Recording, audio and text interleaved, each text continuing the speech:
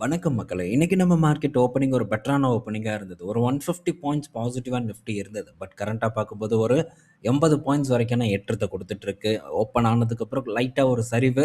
அங்கருந்து இப்ப வரைக்கும் ஒரு கன்சாலிடேஷன் தான் நம்ம மார்க்கெட்ல ஏற்பட்டுட்டுருக்கு. 2வது பேங்க் நிஃப்டி வெறும் 200 பாயிண்ட்ஸ் வரைக்கான ஏற்றத்த குடுத்துருக்கு. பட் நெக்ஸ்ட் 50 பாருங்க 1% வரைக்கான ஒரு ஏற்றத்த இன்னைக்கு டேல டெலிவர் பண்ணியிருக்கு. ஆனா ஆக மொத்தத்துல இன்னைக்கு வைடா மார்க்கெட்டே ஒரு நல்ல பாசிட்டிவ் பெர்ஃபார்மன்ஸ போஸ்ட் பண்ணிட்டுருக்கு. போர்ட்ஃபோலியோ பார்க்கும்போது இன்னைக்கு டேல ஒரு பெட்டர் பெர்ஃபார்மன்ஸ் வந்து டெலிவர் பண்ணிட்டுருக்கு. இது நம்மள பொறுத்தவரைக்கும் ரொம்பவே மகிழ்ச்சியான ஒரு விஷயம் தான். டெஃபினட்டா இத பார்த்து நம்ம சந்தோஷப்பட்டுக்கணும். ஏன்னா, மார்க்கெட் இறங்கும்போது பயந்து ஓடல. அந்த டைம்ல நம்ம கண்ணுக்கு நம்மளால எத புடிக்க முடியுமோ, அத புடிக்கிறதுக்கு ட்ரை பண்ணோம். அதோட ஒரு பலனும் பார்த்தீங்கன்னா, நமக்கு இப்போ கிடைச்சிட்டு தான் இருக்கு. இது ஒவ்வொரு டைமும் வந்து நடக்கிறது தான். இத பத்தி நம்ம பலமுறை டிஸ்கஸ் பண்ணியிருக்கோம். கீழ இறங்கும்போது பயம் பெரிய அளவுக்கு வந்து இருக்கும். அந்த பயத்த தாண்டி நம்ம என்ன பண்றோம் அப்படிங்கிறது தான் வருங்காலத்தோட வெற்றிய நிர்ணயிக்கும் அப்படின்ட்டு இப்பவும் டிஸ்கஸ் பண்ணோம். இதுக்கு முன்னாடி மார்க்கெட் சரிவு இருக்கும்போது நம்ம டிஸ்கஸ் பண்ணோம். தொடர்ந்து இத பற்றியெல்லாம் நம்ம பேசிட்டு இருக்கோம். இறங்கும்போது அவ்வளோ ஈஸி இல்ல. நம்ம மார்க்கெட்ல வந்து பார்ட்டிசிபேட் பண்றது. ஆனா, அப்ப நம்ம ஈஸியா பார்ட்டிசிபேட் பண்ணுனா தான் கண்டிப்பா நமக்கு ஒரு நல்ல வெற்றி கிடைக்கும். ஆனா, அந்த டைம்ல நம்ம பார்ட்டிசிபேட் பண்றதுக்கான ஒரு ஒரு விஷயம் நம்ம வந்து முன்கூட்டியே திட்டமிட்டிருக்கணும். முன்ன இருந்தே நம்ம தொடர்ந்து பல விஷயங்கள பற்றியும் டிஸ்கஸ் பண்ணிட்டுருக்கோம். ஒன்ஸ் வந்து நம்ம எக்ஸ்பெக்ட் பண்ணக்கூடிய ஒரு இடத்துக்கு வரும்போது, அப்ப நம்ம ரொம்ப வந்து வேகமா ஆக்ட் பண்றோம். அது டெஃபினட்டா நம்ம போர்ட்ஃபோலியோ அடுத்த கட்ட ஒரு ஏற்றத்துக்கு போம்போது, ப்ரீவியஸா நிஃப்டி இங்க இருக்கும்போது என்ன லெவல்ல இருந்ததோ, அத அந்த டைம்ல என்ன ப்ராஃபிட்ல இருந்ததோ, அத காட்டியும் ஒரு நல்ல பெர்ஃபார்மன்ஸா போர்ட்ஃபோலியோ டெலிவர் பண்ணும். இதுக்கு முன்னாடி இதுதான் நடந்தது. இனியும் இதுதான் நடக்கும். ஆனா இப்ப இருக்கக்கூடிய சூழ்நிலை ஒரு நல்ல ரெக்கவர் நடந்திருக்கு. ஒரு 2000 பாயிண்ட்ஸ் வரைக்கான ஏற்றத்த நிஃப்டி டெலிவர் பண்ணியிருக்கு பாட்டம்ல இருந்து. பட் இருந்தாலும் நம்ம கொஞ்சம் கேர்ஃபுல்லா இருக்கணும். 2 நாள் பார்க்கும்போது கொஞ்சம் அமைதியா இருக்கிறத நீங்க பார்த்துருப்பீங்க. ஆனா திடீர்னு பார்த்தீங்கன்னா, இன்டர்வல் முடிஞ்சு கிளைமாக்ஸுக்கு கொண்டு போனாலும் போகலாம். அதனால இந்த போர பற்றி நம்ம கொஞ்சம் கவனமா தான் இருக்கணும். இன்கேஸ் நடந்ததுன்னா ஃபர்தர் ஃபால் ஏற்படலாம். அப்போ வந்து நம்ம லிக்விட் ஃபண்டோ இல்ல கொஞ்சம் சேவிங்ஸ்ல இருந்து எடுத்து கொஞ்சம் கணிசமான தொகையை முதலீடு பண்றதுக்கு ட்ரை பண்ணலாம். இன்கேஸ் வந்து அந்த வாய்ப்பே வரல அப்படின்னா, மிஸ் பண்ணிட்டோமே அப்படின்னு நினைக்க வேண்டாம். எல்லாத்தையும் வந்து நம்மளால புடிக்க முடியாது. எனக்கே அந்த ஃபீலிங்ஸ் இருக்கும். பட் எனக்கு நானே பார்த்தீங்கன்னா சமாதானம் சொல்லிக்குவேன். எல்லாத்தையும் உன்னால புடிக்க முடியாது. புடிச்ச வரைக்கி நீ சந்தோஷப்பட்டுக்கோ அப்படிங்கிறத தொடர்ந்து பார்த்தீங்கன்னா, நான் எனக்கு நானே வந்து சொல்லிக்கிட்டே தான் வந்து இருப்பேன். அது ரொம்ப முக்கியமான ஒரு விஷயம். ஏன்னா, ஆப்பர்ச்சுனிட்டிய மிஸ் பண்ணிட்டோம் அப்படின்னு நெனச்சு, இருக்கக்கூடிய கையில இருக்கக்கூடிய ரிசர்வ்ஸ நம்ம திரும்பவும் வேகமா யுட்டிலைஸ் பண்றதுக்கான வாய்ப்பு இருக்கு. அந்த மாரி பண்ணாதீங்க. என்னைக்குனாலும் மார்க்கெட்ல இண்டிவிஜுவல் ஸ்டாக்ல ஆப்பர்ச்சுனிட்டி பார்த்தீங்கன்னா, தொடர்ந்து ஓப்பன் ஆகிக்கிட்டே தான் வந்து இருக்கும். நம்ம கவலைப்படாம என்ஜாய் பண்ணிட்டு, நல்ல வாய்ப்பு வரும்போது ஃபோக்கஸ் பண்றத பத்தி திங்க் பண்ணுவோம். அடுத்தது நம்ம பலமுறை வந்து டிஸ்கஸ் பண்ணியிருக்கோம். அமெரிக்க பங்குகள்ல கடுமையான ஒரு ரிஸ்க் இருக்கு. நல்ல ஒரு வொலடைல் பார்த்தீங்கன்னா, அமெரிக்க மார்க்கெட்ல இருக்கு. இதெல்லாம் தெரியாம நம்ம அமெரிக்க மார்க்கெட்ல கால் வைக்கக்கூடாது அப்படின்ட்டு நெறைய டைம் வந்து நம்ம டிஸ்கஸ் பண்ணியிருக்கோம். யுஎஸ் மார்க்கெட்டும் நல்ல ஒரு ரெக்கவர குடுத்துருக்கு. கிட்டத்தட்ட நாஸ்டாக் ஒரு 3000 பாயிண்ட்ஸ் வரைக்கான ஒரு ரெக்கவர லாஸ்ட் டிப்ல இருந்து வந்து போஸ்ட் பண்ணியிருக்கு. இந்த மான் 100 பார்க்கும்போதும் கிட்டத்தட்ட ₹270 கிட்ட பார்த்தீங்கன்னா ட்ரேட் ஆயிட்டு இருக்கு.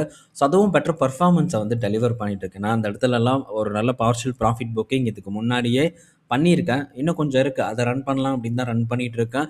ஸோ நல்ல பெர்ஃபார்மன்ஸ். இப்ப என்னன்னா, இந்த இடத்துல இருக்கக்கூடிய ரிஸ்க்க நம்ம புரிஞ்சுக்கணும் அப்படிங்கிறதுக்காக ஒரு ஒரு அப்டேட் வந்து எடுத்துட்டு வந்திருக்கேன். இது நேத்து நம்ம நைட் வீடியோ ரெக்கார்ட் பண்ணும்போதே இந்த அப்டேட் வந்தது. சரி இருந்தாலும் நாளைக்கு நம்ம டிஸ்கஸ் பண்ணிக்கலாம். ஏன்னா ரெக்கார்ட் பண்ண ஆரம்பிச்சுட்டோம் அப்படின்ட்டு நான் விட்டுட்டேன். என்னன்னா ஒரு ஸ்டாக் ஆல்பர்ட் அப்படிங்கிற ஒரு ஸ்டாக்கு. அந்த ஸ்டாக் பார்த்தீங்கன்னா, ஒரு ஷூ தயாரிக்கக்கூடிய ஒரு நிறுவனம். அந்த நிறுவனம் பார்த்தீங்கன்னா, கிட்டத்தட்ட 800% சாரி 900% வரைக்கான ஏற்றத்த ஒரே நாள்ல வந்து குடுத்தது. நம்ப முடியுதா? ஆனா நம்பி தான் ஆகணும். அந்த அளவுக்கான ஒரு ஏற்றம், அந்த அளவுக்கான ஒரு வாலடைல் பார்த்தீங்கன்னா, இந்த ஆல்பர்ட் அப்படிங்கிற பங்குல வந்து நடந்திருக்கு. இவங்க ஒரு ஷூ மேக்கர். பட் இப்ப என்ன பண்றாங்க, ஷூ மேக்கர்ல இருந்து இவங்க ஏஐக்கு வந்து ஷிஃப்ட் ஆகுறாங்களாமா. அதுக்காக இன்வெஸ்ட்மெண்ட் வாங்க வாங்க போறதாவும், மற்ற நிறுவனங்கள் பண்ண போறதாவும் ஒரு அப்டேட் வந்து குடுத்துருக்காங்க. கிட்டத்தட்ட ஒரு $50 மில்லியன் வரைக்கும் வந்து பணம் வந்து இந்த நிறுவனத்துக்கு வரப்போறதுன்னு சொல்லியிருக்காங்க. அது போக இவங்க கிட்ட இருக்கக்கூடிய அசட்ட ஒரு $39 மில்லியன் வந்து செல் பண்ணியிருக்கிறதாவும் ஒரு தகவல் வந்திருக்கு. ஆனா இந்த அளவுக்கு ஏத்தணுமா? $3 கீழ இருந்தது. $2.50 கிட்ட இருந்தது. இன்னைக்கு டேல பார்க்கும்போது $17 வந்து க்ளோஸ் ஆயிருக்கு. எண்ட் ஆஃப் தி டேல கிட்டத்தட்ட 600% வரைக்கான ரிட்டர்ன ஒரே நாள்ல டெலிவர் பண்ணியிருக்கு. இதுதான் இங்க இருக்கக்கூடிய மெகா ரிஸ்க் அப்படின்னு சொல்லலாம். இன்கேஸ் வந்து இது அப்படியே ரிவர்சல்ல நடக்கலாம். நம்ம வாங்கியிருப்போம். ஒரு $17 நம்ம வாங்கியிருக்கோம்னு வச்சுக்கோங்களேன். ஒரு நல்ல கம்பெனி கூட நம்ம வாங்கியிருப்போம். அந்த கம்பெனி திடீர்னுட்டு பெரிய அளவுக்கு ஒரு 60%, 70% வரைக்கான சரிவை ஒரே நாள்ல வந்து குடுக்குறதுக்கான வாய்ப்பு இருக்கு. ஸோ நீங்க போட்ட ரூ. 100 ரூ. 20 ஆகுறதுக்கான வாய்ப்பும் இருக்கு. அமெரிக்க மார்க்கெட்ல இது தெரிஞ்சு தான் நம்ம முதலீடு பண்ணணும். ஸோ இதெல்லாம் ரிஸ்க் இருக்குங்கிறது தெரியாம அமெரிக்க மார்க்கெட்ல பணத்த போட்டா, ஸோ ரிஸ்க் பெரிய அளவுக்கு இருக்கும். அதுக்கப்புறம் நம்ம புலம்பி ஒண்ணும் ஆகப் போறதில்ல. இதெல்லாம் நம்மளால ஹேண்டில் பண்ண முடியுமா அப்படின்ட்டு நம்மள நாமளே வந்து சுய பரிசோதனை பண்ணிட்டு, அதுக்கப்புறம் முதலீடு பண்றத பத்தி திங்க் பண்ணுங்க. ஸோ நெக்ஸ்ட் பார்த்தீங்கன்னா, ஆதித்யா பிர்லா கேபிட்டல். ஸோ இந்த நிறுவனத்துக்கு வந்து இன்னும் இங்கேருந்து ஒரு 18% வரைக்கான ஒரு ஏற்றத்தை கொடுக்கும் அப்படின்ட்டு மார்கன் ஸ்டான்லி பார்த்தீங்கன்னா ஒரு டார்கெட்டை வந்து கொடுத்துருக்காங்க. ஆனால் ஸோ இந்த ஏபி கேபிட்டல் ஆல்ரெடி பார்த்தீங்கன்னா ஒரு நல்ல வேல்யூவேஷனுக்கு வந்துருச்சு. இதுக்கப்புறம் இங்கேருந்து ஒரு நல்ல ஏற்றத்தை கொடுக்குமா அப்படின்னு கேட்டால் என்னை பொறுத்த வரைக்கும் கொடுக்காதுன்னு நான் நினைக்கிறேன். எங்கிட்ட இருக்குது 150ல் நான் பார்த்தீங்கன்னா இந்த ஏபி கேபிட்டல் வாங்கியிருக்கேன். ஒரு நல்ல பர்ஃபார்மன்ஸை வந்து டெலிவர் பண்ணியிருக்கு. பட் இங்கேருந்து இன்னும் ஒரு ஏற்றத்தை கொடுப்பதற்கான வாய்ப்பு ரொம்ப கம்மின்னு நான் நினைக்கிறேன். பட் இந்த கம்பெனி ஒரு பெட்டர் கம்பெனியாக நான் வந்து பார்க்குறேன். ஸோ அதனால் இன்னும் வந்து ஹோல்டு பண்ணிட்டு இருக்கேன். இன்கேஸ் வந்து நான் ஏதாச்சும் ஒரு ப்ராஃபிட் புக்கிங் பண்ணுற மாதிரி இருந்ததுன்னா டெஃபினட்டாக அந்த அப்டேட் உங்கள் கூட நான் ஷேர் பண்ணுறேன். அடுத்தது ஜியோ ஹாட்ஸ்டார் கிட்டேருந்து ஒரு அப்டேட் வந்திருக்கு. ஸோ கணிசமான ஒரு வெற்றியை இந்த ஜியோ ஹாட்ஸ்டார் பதிவு பண்ணிட்டு இருக்கு அப்படிங்கிறதுல எந்த சந்தேகமும் இல்லை. ஐபிஎல்லை தாண்டியும் பார்த்தீங்கன்னா இந்த ஜியோ ஹாட்ஸ்டாரில் கண்டென்ட்டை வந்து கொடுக்கணும் அப்படிங்கிற ஒரு முயற்சியில் இறங்கியிருக்காங்க. சப்ஸ்கிரிப்ஷன் பார்க்கும்போதும் தொடர்ந்து வந்து உயர்ந்துட்டே வந்துட்டுருக்கு. இதை பற்றி நம்ம ஆல்ரெடி டிஸ்கஸ் பண்ணியிருக்கோம். ஆனால் நம்ம ஆளுங்களுக்கு தான் சில பேருக்கு பிடிக்காது அதெல்லாம் வந்து பார்க்குறதுக்கு. அண்ட் இந்த வளர்ச்சியை வந்து நம்ம ஏற்றுக்கவே வந்து மாட்டோம். ஸோ ஏற்றுக்கிறதும் ஏற்றுக்காததும் அவங்கவுங்க பர்சனல் இது, நம்மளோட இது. ஸோ இப்போ என்னென்னா, ஜியோ ஹாட்ஸ்டார் பார்த்தீங்கன்னா ஒரு டீல் போட்டிருக்காங்க. யார் கூட? ஹெச்பிஓ மேக்ஸ் கூட. இப்போ இந்த ஹெச்பிஓ மேக்ஸ் கண்டென்ட் அண்ட் இந்த டிஸ்கவரி, வார்னர் ப்ரோஸ் இந்த கண்டென்ட் எல்லாம் பார்த்தீங்கன்னா ஜியோ ஹாட்ஸ்டாரில் ஒளிபரப்பப்படும் அப்படின்ட்டு ஒரு அப்டேட் வந்து கொடுத்துருக்காங்க இந்த டீல் மூலிமா. ஸோ இது ஜியோ ஹாட்ஸ்டாரை பொறுத்த வரைக்கும் ஒரு நல்ல செய்தி. இன்னும் பல கண்டென்ட்ஸ் பார்த்தீங்கன்னா இந்த ஜியோ ஹாட்ஸ்டாரில் களம் இறங்கும். இது இவங்களுடைய ஒரு லாங் டேர்ம் ஒரு க்ரோத்தை வந்து ஏற்படுத்தும் அப்படின்னு நான் எக்ஸ்பெக்ட் பண்ணுறேன். நானே சப்ஸ்கிரிப்ஷன் போட்டிருக்கேன். ஸோ 1500 நான் நினைக்கிறேன். இந்த சப்ஸ்கிரிப்ஷன் ஏற்றுறதுக்கு முன்னாடி நான் போட்டேன். 1500 1400 கிட்டேயோ வந்து நான் போட்டேன். ஸோ அந்தளவுக்கு கண்டென்ட் இருக்கிறத தான் நான் ஃபீல் பண்ணுறேன். ஸோ இப்போ ஐபிஎல்லும் ஓடிட்டுருக்கு. ஐபிஎல் பார்க்குறதுக்கும் நம்ம யூஸ் பண்ணிக்கிட்டு தான் இருக்கோம். ஸோ நெக்ஸ்ட்டு இந்த ரிசல்ட் வரட்டும். இந்த ரிசல்ட் வந்ததுக்கப்புறம் இவங்களுடைய பர்ஃபார்மன்ஸ் எப்படி இருக்குது, சப்ஸ்கிரிப்ஷன் எப்படி இருக்குங்கிறத பற்றியெல்லாம் நம்ம தனியாக ஒரு ஆர்டிக்கலாக கூட வந்து டிஸ்கஸ் பண்ணலாம். ஸோ நெக்ஸ்ட் வந்து முக்கியமான ஒரு அப்டேட், இந்த ஹைட்ரஜன் ரிலேட்டடான அப்டேட் நேற்றே நம்ம பார்த்தோம். ஸோ டாடா மோட்டார்ஸ் பார்த்தீங்கன்னா உங்களுடைய லக்னோ பிளான்ட்டில் ஹைட்ரஜன் பஸ்ஸை வந்து நாங்கள் தயாரிப்போம் அப்படின்னு வந்து சொல்லியிருந்தாங்க. இப்போ என்னென்னா, ஸோ யூபியில் வந்து ஹைட்ரஜன் பஸ்ஸை வந்து நாங்கள் விரைவில் லான்ச் பண்ண போகிறோம். அதாவது இது ஜஸ்ட் வந்து ஒரு பைலட் ப்ராஜெக்ட் தான். இது வந்து ஒரு டெஸ்டிங்காக வந்து பண்ண போகிறாங்க. ஸோ இது யார் கூட பார்ட்னர்ஷிப் அப்படின்னு தெரியுமா? ஐஓசிஎல் கூட வந்து பார்ட்னர்ஷிப் பண்ணுறாங்க. ஸோ ஐஓசிஎல் எல்லாம் முடிஞ்சிருச்சு, ஈவி வந்துருச்சு, ஸோ பெட்ரோல் விற்காது அப்படின்ட்டு தான் இப்போ இல்லை, ஒரு 2 வருடத்துக்கு முன்னாடி ஒரு பெரிய பரப்புரை இருந்தது. அந்த 2 வருடத்துக்கு முன்னாடி ஐஓசிஎல் பெட்டரான ஒரு இடத்துல இருந்தது. ஸோ அப்போ பார்த்தீங்கன்னா அந்த ஒரு பரப்புரை வந்து இருந்தது. பட் இப்போ நம்ம அந்த டைம்லேயே டிஸ்கஸ் பண்ணோம். இந்த மாதிரியான ஃபியூச்சர் ஃபியூயலுக்கு டெஃபினட்டாக வந்து மாறுவாங்க. அதே மாதிரி பெட்ரோல் டீசல் எல்லாம் இப்போதைக்கு வந்து போகாது அப்படின்ட்டு நம்ம பலமுறை வந்து பேசியிருக்கோம். ஆனால் எல்லாமே பார்த்தீங்கன்னா ஒரு ஸ்டோரி டெல்லிங்கை வச்சு தான் ஸ்டாக்கை வந்து தலையில் கட்டிகிட்டு இருக்காங்க. பட் அந்த ஸ்டோரி டெல்லிங்கை நம்ம கேட்டுட்டோம்னா கண்டிப்பாக நம்ம தலையிலையும் ஸ்டாக்ஸ் வந்து ஒரு ஹை ப்ரைஸில் வந்து உட்காந்துரும். அதுக்கப்புறம் நம்ம ஒன்றும் பண்ண முடியாது. தொடர்ந்து பார்த்தீங்கன்னா ஆவரேஜ் பண்ணுறதை தவிர வேறு வழியே இருக்காது.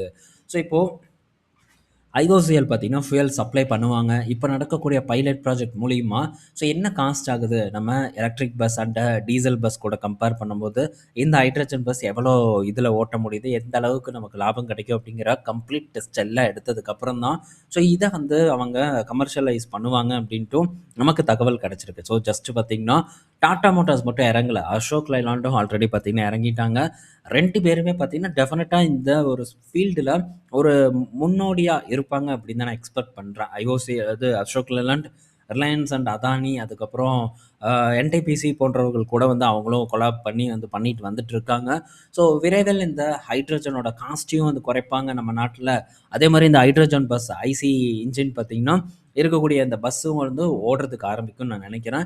ஸோ ஃபியூச்சர் இதுவாக தான் இருக்கும் என்னை பொறுத்த வரைக்கும். ஸோ நெக்ஸ்ட்டு பஜாஜ் ஆட்டோ கிட்டே இருந்த ஒரு அப்டேட்டு, 3 லட்ச ரூபா மதிப்பிலான புது ஒரு எலக்ட்ரிக் ஸ்கூட்டர் ஆட்டோவை வந்து பஜாஜ் ஆட்டோ இப்போது லான்ச் பண்ணியிருக்காங்க. வீகோ அப்படிங்கிற பிராண்டில். கோகோன்னு முதல்ல ஒன்று இருந்தது, இப்போ வீகோ அப்படின்ட்டு வந்து விட்டுருக்காங்க.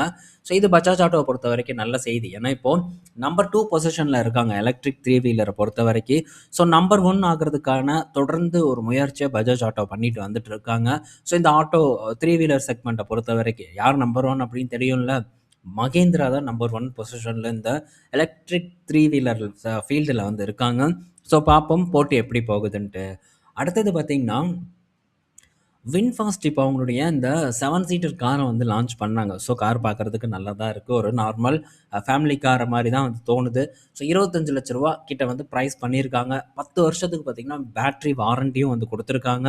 ஸோ இவங்க இந்தியாலயும் இப்போ ஒரு சில நம்பர்ஸ் ஒரு 300, 500 அப்படின்ட்டு வாகனங்கள வித்துட்டு வந்துட்டு இருக்காங்க. ஸோ கணிசமா இவங்க உயர்த்துறாங்களான்னு பார்ப்போம். ஆனா, ஸோ இவங்களுடைய கண்ட்ரில பார்க்கும்போது நல்ல ஒரு நம்பர்ஸ் கிட்டத்தட்ட ஒரு 120% வரைக்கான ஒரு குரோத்த இந்த நிறுவனம் அச்சீவ் பண்ணியிருக்காங்க. ஸோ தொடர்ந்து இவங்க பண்றாங்களான்னு பார்ப்போம். அதுபோக மும்பையில கூட மும்பையோ, பூனேவோன்னு நினைக்கிறேன். ஸோ அங்க ஒரு பிளான்ட் வந்து அமைக்க போறதாவும் ஒரு தகவல் வந்திருக்கு. ஸோ பார்ப்போம் இந்த நிறுவனத்தோட வளர்ச்சி இந்தியால எப்படி இருக்கு அப்படின்ட்டு. ஸோ இந்த வீடியோல நம்ம பல இன்ஃபர்மேஷன் பார்த்துருப்போம். பயனுள்ளதா இருக்கும்னு நான் நினைக்கிறேன். ஸோ ஈவினிங் நம்ம இன்னொரு வீடியோல மீட் பண்ணுவோம். பாய் மக்களே!